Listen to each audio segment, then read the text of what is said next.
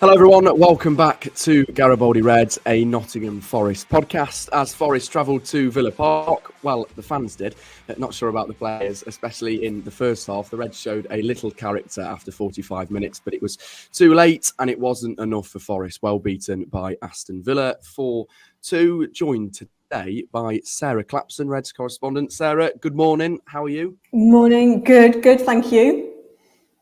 Good stuff. And also joined today by somebody slightly different and new to the podcast, Sam, founder of the Tricky T-shirt business. That's a tongue twister, which makes Forest T-shirts and general merchandise and stuff. Sam, how are you? Yeah, I'm really well, thanks, Max. Thanks for having me on the podcast. Feels a bit surreal to be on this side of the camera, but thanks for having me on. I'm looking forward to it.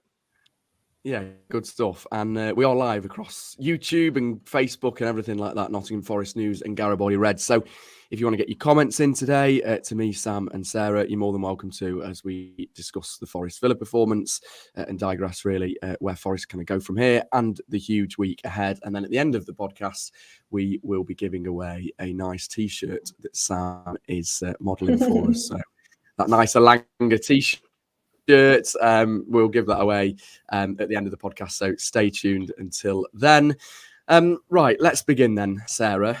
Sat across me, the opposite side of the press box, really. I was in the away and you were at the press box. I couldn't really see you, but I can imagine it was pretty miserable as the away end was, especially the first half. It wasn't a great watch, that first half, was it at all? It kind of set the tone really after 4 minutes with the goal, and then it didn't get any better from there. Forest weren't in the game. The goals were terrible, really poor goals to have conceded, particularly after the clean sheet the week before. Kind of thought that was something to build on and work with, but they just weren't at the races. There was too many players had an off day in the first half. It did get better in the second half. I have to say it was a real improvement. It was just Forest had too much to do by that point. 3-0 down, got one back obviously before the break, but still it was a lot to do. Having said that, had a couple of really good chances and could have gone 3-3. Alanga scores that goal, completely different outlook then. But I think it was one of those days. It was miserable to watch the first half, better in the second, but a tough one. Villa are a great side, a really good side. I think you have to say that and give them a lot of credit. But Forest just weren't at the races in that first half. No, you weren't. I'm going to unmute my mic. That'd be a good start on a Monday morning. We weren't, and it was just one of those days. You're right. And Villa are a good side. They're fourth in the league for a reason. We are live on YouTube and Facebook, Nottingham Forest News and Garibaldi Red. So be sure to get your comments in, and we will display them on the screen and read them out throughout today's stream. Sam, when you kind of look at Forest on a whole this season, and then the game against Villa, it just seemed really like, again, typical Forest. You concede in the first 5 minutes and everyone kind of around me in the away end almost didn't really react because it's expected that Forest always seem to kind of start games badly. I mean, if you kind of take away the West Ham game, actually, Forest always seem to have kind of the first 10 or 15 minutes, whether that's conceding a goal or not. It always just seems to be a slow start, doesn't it? Yeah, it does. I think it was quite frustrating going from that West Ham game where I thought it's probably one of our best games of the season. We kind of dominated, really limited their chances, and we looked like really dangerous. We could have had a few more, to be honest. And then obviously starting the game as we did, obviously Villa are a great team and they really made a really aggressive start and flew out the traps really, and we just didn't really know how to handle it. And like you say, yeah, it's always going to be hard away from home, and when you start and concede a goal like that straight away. I mean, I think I saw some stat that in the 13 games or something like that, I think before the game that we'd conceded first, we'd gone on to lose 9, which isn't great viewing. And it especially away from home when you've got Villa Park, which is bouncing, and it's hard to kind of come back from that really. So we didn't really help ourselves. Yeah, no, we didn't at all. Sarah, it's interesting, isn't it? Because last season we had a similar problem in kind of terms of starting games quite badly, but this season it does seem to happen a lot, and even at home this year as well. I mean, you just wonder whether it's more of a mentality thing with the players, or whether it is just almost them still kind of finding their feet. You know, there's a lot of players that haven't played in the Premier League before in terms of Forest, but then you look at the squad actually and you think, they are proven footballers, and to start games badly, it almost must be causing Nuno quite a lot of problems. I can imagine him just. I mean, I looked at him stood on the touchline, and he just looked in deep frustration after the first 5 minutes. Yeah, I mean, you have to start well. Keeping a clean sheet, you have to be solid from the go, and then try to get forward as well, build on something. Didn't do that at all on Saturday. It was. I know we'll probably talk about it in a bit, but I think his selection choice was wrong. Starting Moussa Niakhaté at left back, I think it just set the wrong tone. The balance wasn't there. He got done with in the first few minutes. Murillo also, and it just kind of never got going after that. And once you've conceded after a few minutes, you're on. It's an uphill battle already. Didn't settle down quickly enough, and it took a while just to get a grip on the game, and that it is something that Nuno is going to have to work on. I think what Saturday showed is that the West Ham game was fantastic, really good all-round team performance. Individually, collectively, Forest were terrific. Saturday showed there's still a lot to do, that there's a lot to work on, there's a lot to improve on, there's issues that need addressing, need sorting. The away form, I think the combination of Danilo and Dominguez, praised that in the West Ham game because I thought it worked really well. I'm not sure it did on Saturday away from home. Maybe it was the wrong choice. Having said that, we kind of wanted continuity and momentum in terms of selection, but it's a difficult one. And I think Nuno still has a fair bit to work out and to try to correct, particularly at the back. The goals were just poor, and they're all avoidable. That's the frustrating thing. Forest shot themselves in the foot, and it's things like that you really need to cut out to go on a run, to build on that West Ham win and climb the table. Yeah, Forest go from probably their best performance in a week to probably their one of the worst of the season, at least under Nuno so far, in my opinion. Sam, when you look at the selection from Nuno, and as Sarah touched on there, playing Niakhaté at left back when you've got Harry Toffolo on the bench, it did seem strange to do that. And I think for me, that was the first time that Nuno actually probably got it wrong so far in his tenure as Forest manager. Do you agree? Yeah, I was worried when I first saw the team sheet. You've got one of the quickest wingers on the right-hand side for Aston Villa in the league, in Leon Bailey. And no disrespect to Moussa, because he's a fantastic centre-back, but he's not someone that you want up against Leon Bailey.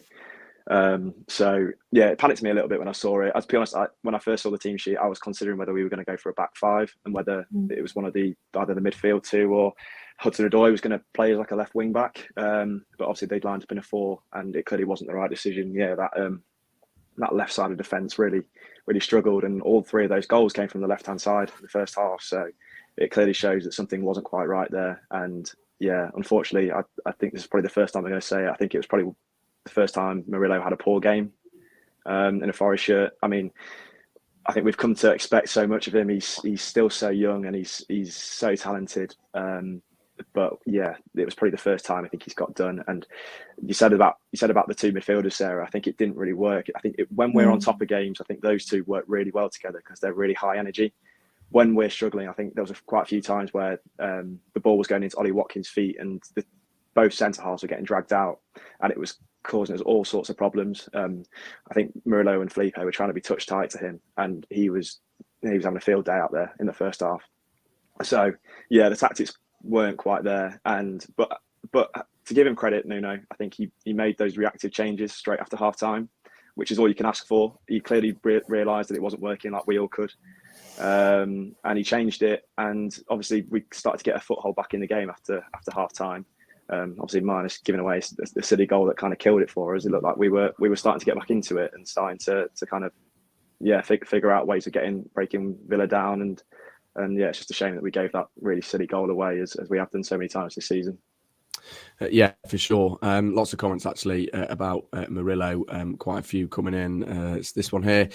Says Murillo looked out of place and really had a bad day at the office. Yeah, I think that was probably one of his worst games as a Forest player. And also when I suppose, Sarah, when you go into the half-time break and two of your centre backs are on yellow cards, it was almost an easy decision for Nuno to make, to have to make those changes, and then Oma Balotelli obviously came on and he kind of gives that goal away, which is a shame because it just felt like it was going to be one of those days where the players that have performed recently for Forest and almost been unsung heroes in terms of Oma Balotelli, it just seemed like it was one of those games where there was no room for error and potentially there was a little bit against West Ham, whereas this is Villa, a side that are fourth in the league, and you really have to just make every chance count, and you can't afford to give away sloppy goals like that. Yeah, Villa are a completely different prospect to West Ham, and to have got something, I think it was going to take everybody being on it on Saturday, from front to back, to have any kind of chance of getting something. Villa were in that kind of mood, and Forest had too many players who weren't on it. We mentioned Murillo, but he was far from the only one. Felipe alongside him, I thought he had a bad day as well. Both got the yellow cards. Felipe just didn't assert himself in the way that you'd expect someone of his experience and what we've all seen from him before. He didn't do that. Perhaps that didn't help Murillo as well. And also Murillo having Niakate alongside him and having maybe to cope with that as well, I think it just unsettled the whole defence. It was the wrong setup and it just didn't work from the start. And then it was Forest were on the back foot trying to handle it, and it just had a knock-on effect. Dominguez as well, I thought he had a real off day. For someone who really was dominant the week before and was really important and key to the way that Forest played, he wasn't on Saturday. It was just too many players weren't at their best. And you needed somebody then to kind of take it by the scruff of the neck. But against a team like Villa, it's difficult to do that. We know Forest can score goals under Nuno. There's no problem with creating chances and maybe could have had more on Saturday. We mentioned the Elanga chance. Ryan Yates had one as well. It's at the back where it's still an issue, where they still need to work on things, and it's finding the right setup. And it just shows how important it is to get the team selection right, and the balance and the tactics can have a big difference against a team like Villa, because Unai Emery is a really good manager. I think everything needed to go Forest's way to be in with a chance on Saturday, and it didn't, and they didn't help themselves with that. No, they certainly didn't. It is a bit of a difficult question, this one, Sam, and I was just I'm glad you're asking Sam and not me. And I was just trying to kind of think, and I look back to last season with Forest, and at this point of the season, defensive wise, as a fan, Sam, are you more confident with this season's defence than you were with last season's? And it's a really difficult question because there's a lot of players that, it's huge changes in the back four. But do you feel confident in terms of Forest defending more this season, or last season were you more confident? It's been very hit and miss. I think this season, as a whole, I think this season I've felt more secure, and that's partly down to having Murillo at the back. As I say, we all agree that he didn't play well, but basically every other game that we've watched him, he's been superb, and he's looked like an absolute Rolls Royce at the back. So he's been one of the main reasons that I think we look secure. But then, like I say, we have those off games. Like I think back to the Fulham game where we shipped 5 goals away there, and we just have those moments. But then, like you say, it was such a solid performance defensively against West Ham last week. And I think back to like the Man United game where obviously we gave a soppy goal away, but they'd never looked like even scoring in open play. And it's a really weird one for me, because I think I feel more secure this season, but we just have those little blips now and then where we look like Saturday, where we could concede four goals and make mistakes. So Yeah, it's a bit of a strange one. Obviously, you can't do that against teams like Villa. You'll get punished, and obviously we've got a bit of a tricky run in the next few weeks in terms of some of the teams that we're going to play. And if we make those mistakes continuously against those teams, we're going to find ourselves on the end of a few more, maybe four goal losses. So hopefully that kind of cuts out, and we go back to being solid at the back. Yeah, I agree. Good answer to a difficult question. Sorry, Sarah. I won't ask you the same one. Don't worry.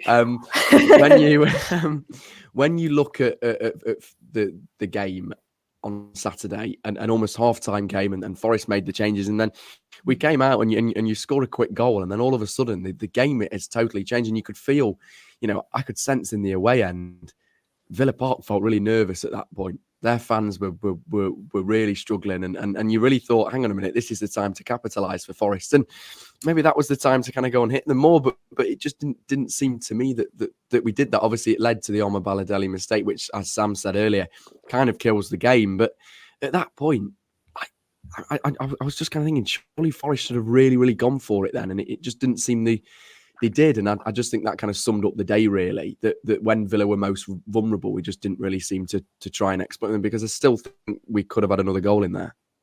Yeah, I think there were chances. The Elanga one was the big one, and the kind of form that he's been in, you'd think he would at least hit the target, because he's shown he's capable of it before, and it just didn't happen. I have to say, I don't think Taiwo was at his sharpest on Saturday. He's somebody that Nuno is managing, and he's talked about how he's having to manage his workload in training and in games. And I think maybe it was just a little bit too far for him on Saturday. He didn't look at it at all. I know he got an assist, but it wasn't his best game. Origi came on and made a real difference. I thought he looked really good. That ball for Morgan's goal was excellent.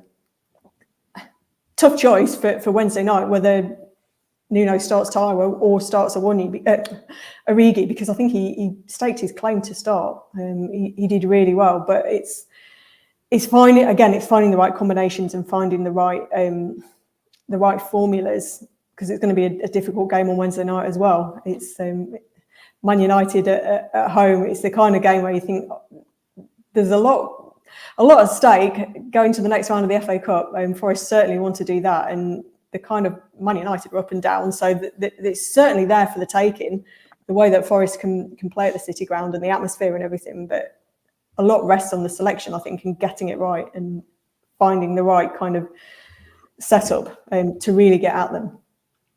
Yeah, Forest, Man U on Wednesday night. For so long, I wanted to play Man U so many times in the Championship when Forest were in the Championship, and then since we've got to the Premier League, we've played them that many times. Not that I'm getting sick of playing Man United, because I'd rather play Man United than Rotherham away on a Wednesday night. No disrespect to Rotherham, but in the same sense, living up in Manchester. Don't take it for granted. Don't take it for granted, Max. Yeah, exactly, Sam. Exactly. Right, let's touch on Origi. As Sarah mentioned there, Sam, he looked sharp, and he kind of contributed to the goal, of course.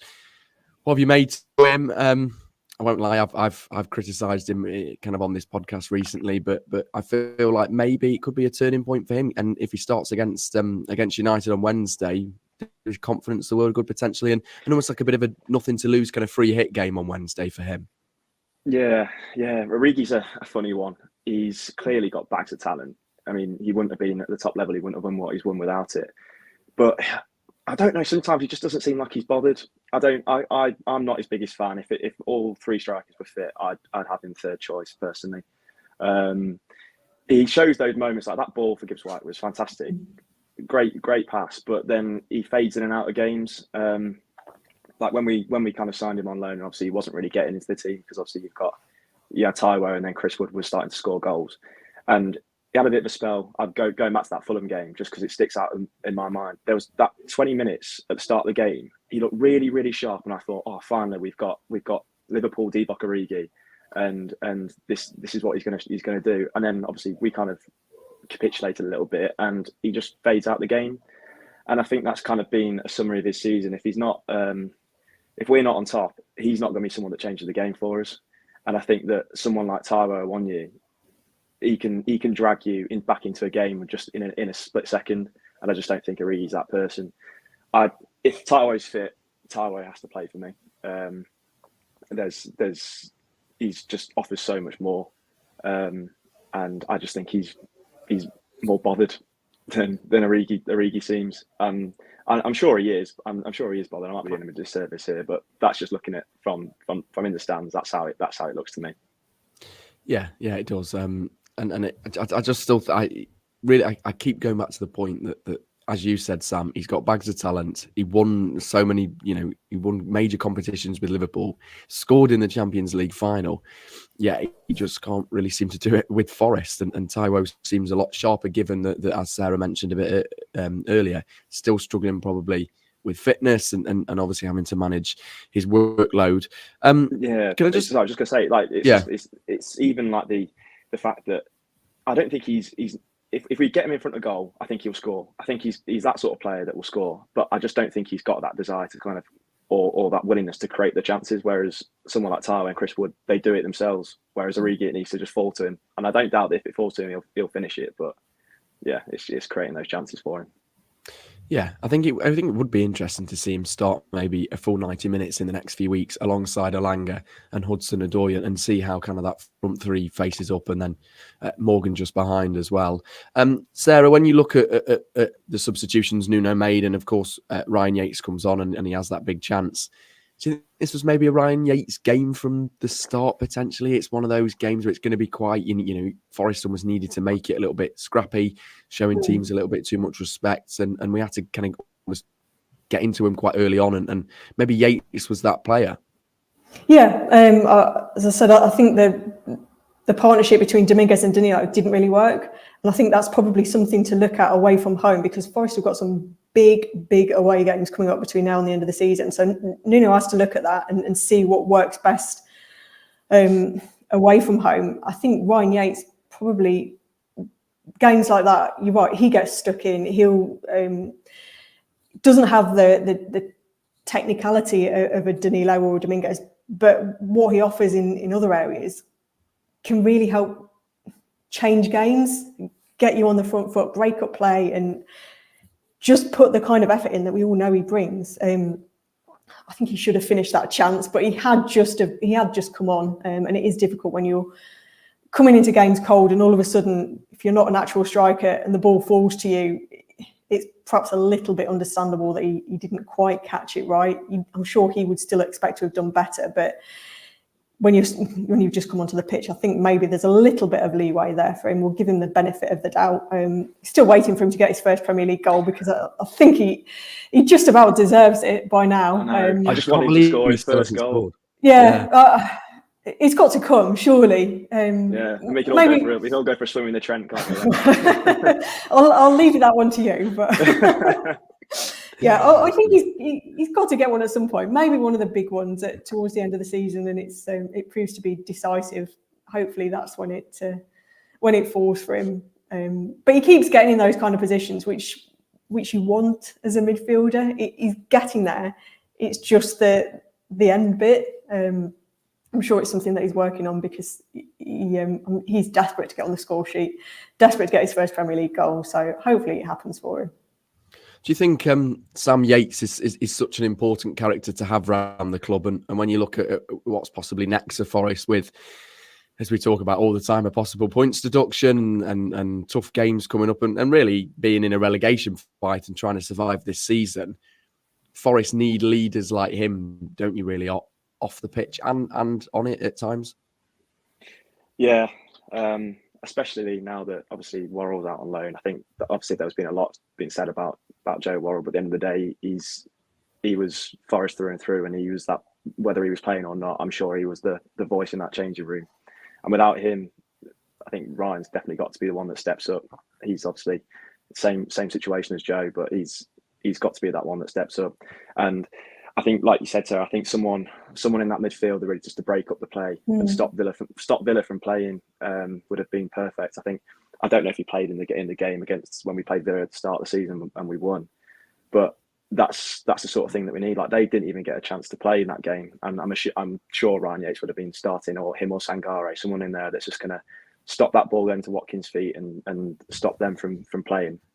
That's what we needed. I mean, I think there was a moment in the game where I think Douglas Luiz was running through the midfield and Dominguez tried to tackle him, and he just put his arm out and pushed him off. And I thought, yeah, this is going to be a rough afternoon for those two in midfield today.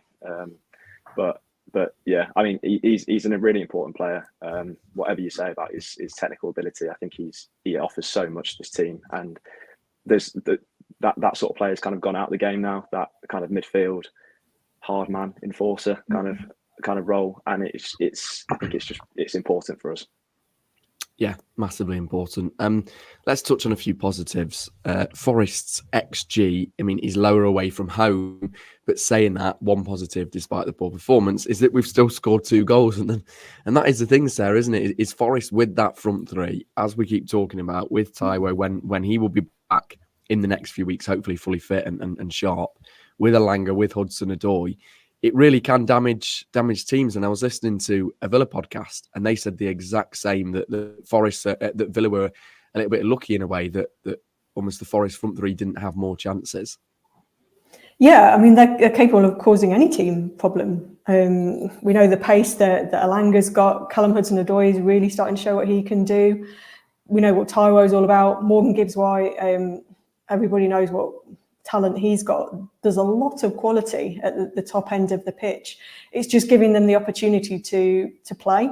They didn't get that on Saturday, but they still caused Villa problems, and they still gave them moments where they created chances, where they had Villa on the back foot. It just didn't happen often enough. But every game, Forest have an opportunity. That they are creating chances every game. They've always been in matches generally under Nuno, Saturday first half aside. But I think that the positive was the way that Forest responded on Saturday. Earlier in the season, having gone 3-0 down, I think they perhaps it could have been another Fulham, because it's just having that reaction, that character, that spirit. Forest had that on Saturday, and they have to take encouragement from that, because they're going to need that between now and May. They responded in the right way. Nuno's changes helped, but I was also impressed with how the players took it upon themselves as well. We saw Morgan Gibbs-White after the second goal went in, and he gathered everybody around and had a little team talk on the pitch. And yeah, there was a bit of finger pointing and players maybe having a bit of a go at the defending, but I think that showed the fight, and it showed the desire, and it showed the passion, and that's what you want. And Nuno's talked a few times about how he wants the players to have responsibility on the pitch, to try to solve problems themselves, as well as having the help from the sidelines. And I think that showed that. We talk about Yates being a leader. Morgan Gibbs-White is that as well. I think he's really stepped up, and he really wears the armband well. He's really good at trying to G everybody up, trying to make sure that everybody gives it their all, even if it's not quite happening. He leads by example, and he sets the right standards. And I think that little team talk showed what he is as a captain. And Forest need that. They need players like that, not just Ryan Yates. They need others as well. And Morgan has certainly got that. That resolve is so important. Not to fold when you've conceded 3 goals and it looks like it's going to be one of those days and nothing's happening. It can be so easy for heads to go and heads to drop, and that didn't happen. So I think there has to be some kind of encouragement and confidence taken from that, because I think at 3-0 I was thinking, oh, this is going to be a repeat of Fulham, the way it was going. The fact that didn't unfold showed a lot of character. Yeah, it did. Forest have scored 17 Premier League goals in Nuno's time in charge so far, and that's the same as the first 17 games of the season under Steve Cooper. So that is a positive heading into this kind of final stretch, and a final stretch that will be difficult. Before we move on, Sam, and we look at the Man United game and the Liverpool game, I mean, 2 huge games in the space of a week, and 3 if you included the Villa game. Do you fear for Forest? Again, it's a difficult question, and I'll answer it as well, maybe. Do you fear for Forest going down this season, given a possible points deduction, given huge games coming up, and And given the fight probably from other teams, you look at the likes of Luton and obviously Everton as well. We're going to be in and around it, like 100%. I just think at the moment we're just too inconsistent. We have good games and bad games, and it's especially with the point deduction looming. We'd need to be at least well if we're saying 10 points, we need to be at least 10 points clear. And I think for that we have to really really become a bit more consistent as a team. And I think there are games where we do have to treat them as free hits, like this Liverpool game at the weekend. I mean, we beat them last year at home.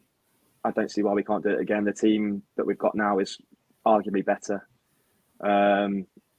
So, I mean, I'd hope so on the money spent, but it's a tough one, and I think we're definitely going to be in and around it. I think like it really struck fear into me when I saw that Everton were beating Brighton away again. I was like, oh, for God's sake, here we go. And then Brighton managed to somehow save that one, but yeah, we're going to be right in amongst it. So just got to fingers crossed really that we don't suffer that point deduction. Yeah, I think that if Forest go on, do Max, get your opinion. I do think it's I honestly do think that if Forest get a point deduction that's probably any more than 3 or 4 points, then I do fear for us. I think it's a huge mountain to climb. Yes, there will be a bit of a siege mentality, but in the same sense, you've got huge games coming up. I mean, you look at the likes of Luton away and Sheffield United away towards the end of the season, and I mean the last game of the season's away at Burnley, and I do think Burnley and Sheffield United will already be relegated by then. I do think those two are confirmed. I just think it's between this last space. Saying that, you never know what can happen. Football is a funny game, and maybe. I mean, Palace were kind of dragged into it a little bit, but they've got a new manager now, so that will probably help with Oliver Glasner, and maybe Brentford will be dragged into it more. Who knows? But I do think it will be between Forest, Everton, and Luton. So we will see. I just think we need to. I don't know what's going on behind the scenes, but we need to know soon. It's not fair to keep dragging this out, and if it's dragged out right to the end of the season.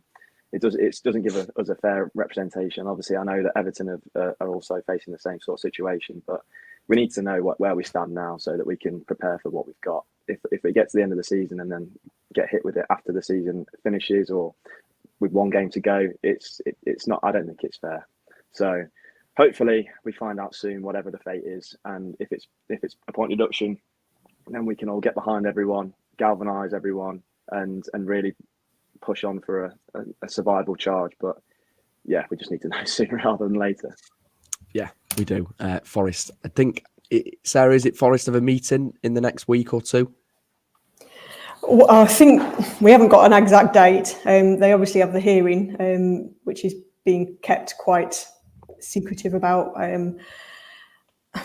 I wouldn't be surprised if it drags on a little bit because we've seen Everton's original charge, their appeal still hasn't been sorted. So I think you kind of have to prepare that it might drag on, that it might be after the season's finished when everything's finally sorted. I think you kind of have to prepare for the worst and hope for the best, to sum up a cliche. But yeah, it's not what anybody wants. It's far from ideal having that uncertainty and that kind of threat of a deduction hanging over the club and nobody knowing for sure.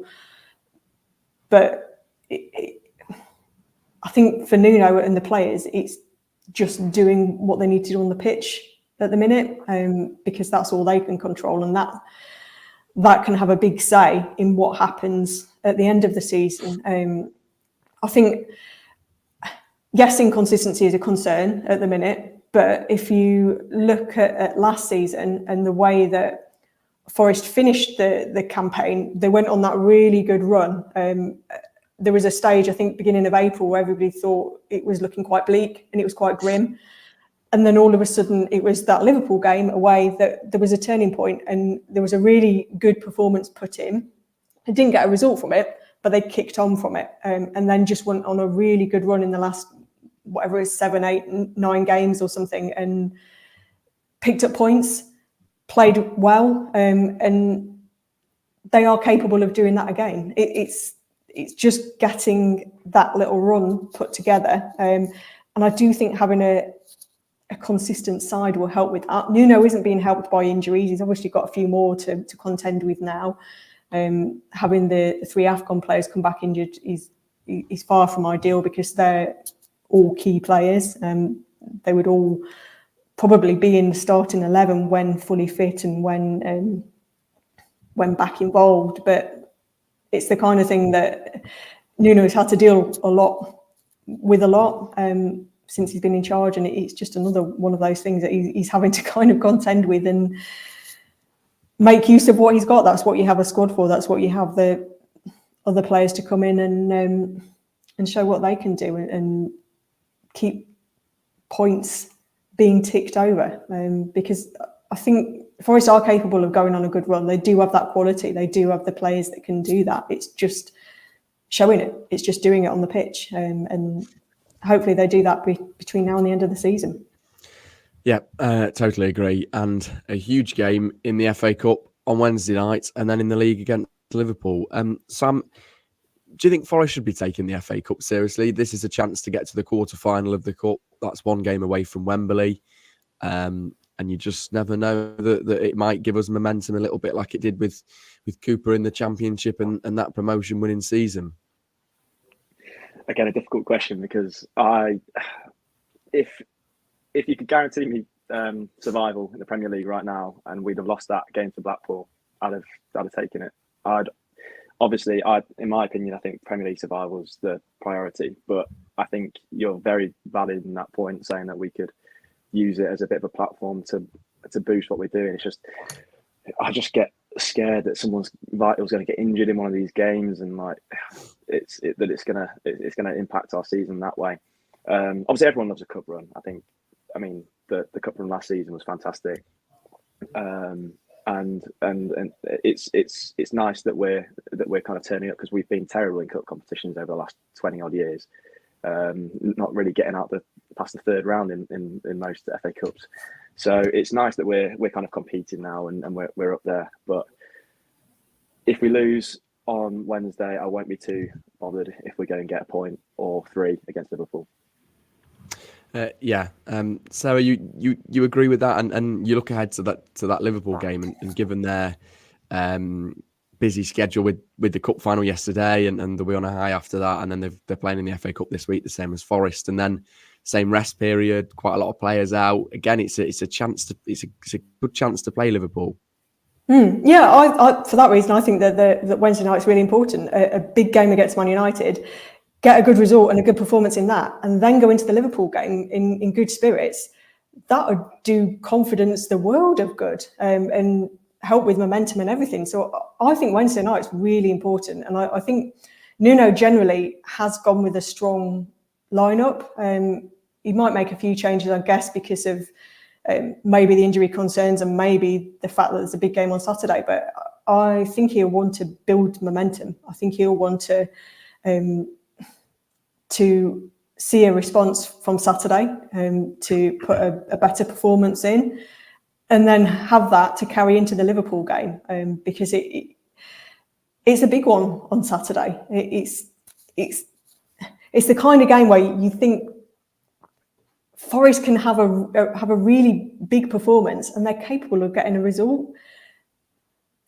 To go into that on the back of a win over Man United in the FA Cup, I think would just be the perfect platform, and just helps lift the mood after Saturday, because we all know how one result, one performance can just make such a massive difference. It did after the West Ham game, and then all of a sudden it's different again after Villa. But to go into Saturday on the back of a really good win, I think would be huge, and it would do the players a lot of good in terms of confidence as well. Yeah, knowing Forest will beat Man United 2 or 3-0, and then Liverpool might be a disaster, but maybe that's just me being negative. I'll take it if we win both games. That'd be spot on. That'd be perfect. Yeah, that would be the dream. That's the dream. Finally, then, just before we go and before we do the competition, Sam, just give us a bit of info and kind of background info on how the Tricky Teas business really started and kind of where you're at now with it. Yeah, sure. So I kind of started it a couple of years ago. Didn't really it was kind of, didn't really take it too seriously till maybe a year or so ago. But yeah, no, I always enjoyed kind of being creative and enjoyed doing digital artwork. And I've obviously seen what the guys at Art of Football do and really like their sort of stuff. So I thought, I don't know, I'll have a go of it on my own. And so, yeah, started off just doing some kind of generic football designs. And then I was like, well, I may as well make this all about Forest because that's what I really care about. So yeah, started doing some more Forest designs. And yeah, it's been going really well. Obviously trying to kind of get my name out there a little bit with it and get more people seeing it. But it's great. I've had some great moments. I've seen fans wearing my t-shirts at games, which is cool. I had a message from Danilo's agent in Brazil saying that he'd seen the design I'd done for him, and then I arranged to go and meet up and give him the t-shirt, which was great. And then had the same thing for Felipe, and I've got a photo on my Instagram of Felipe wearing the t-shirt I designed for him. So yeah, it's really cool. Obviously, like this pod as well is something that I'd never been able to do if I didn't start it. So yeah, it's really great, and hopefully other Forest fans enjoy the t-shirts that I make. And yeah, it's a hobby for me at the moment, but hopefully we can continue to grow it and see where it goes, see where it takes me. No, 100%, and people can search Tricky Tees across Instagram and also online as well for the website. So what we're going to do then for the podcast is we're going to give one of our lucky viewers or listeners a chance to win the t-shirt that Sam's wearing now. For those watching on YouTube, he is modeling it very nicely. It's the Elanga t-shirt. If you're listening on Spotify and Apple Podcasts, listening back to this, you can search Tricky Tees and you will see the design that we're talking about.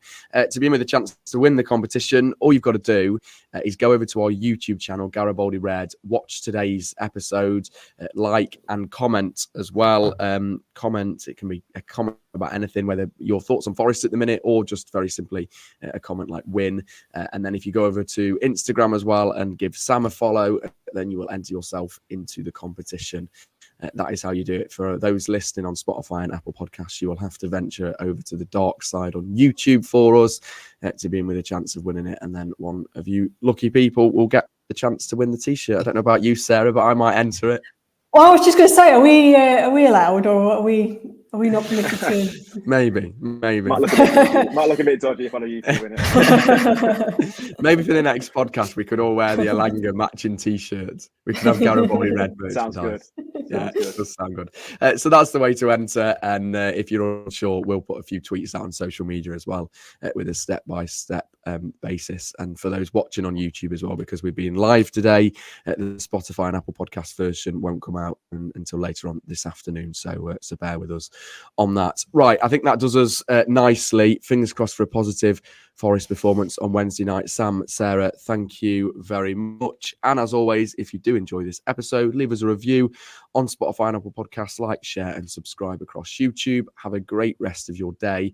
I'm off to find my wallet because I've lost it and we need some positivity into this week. Take care and have a good one.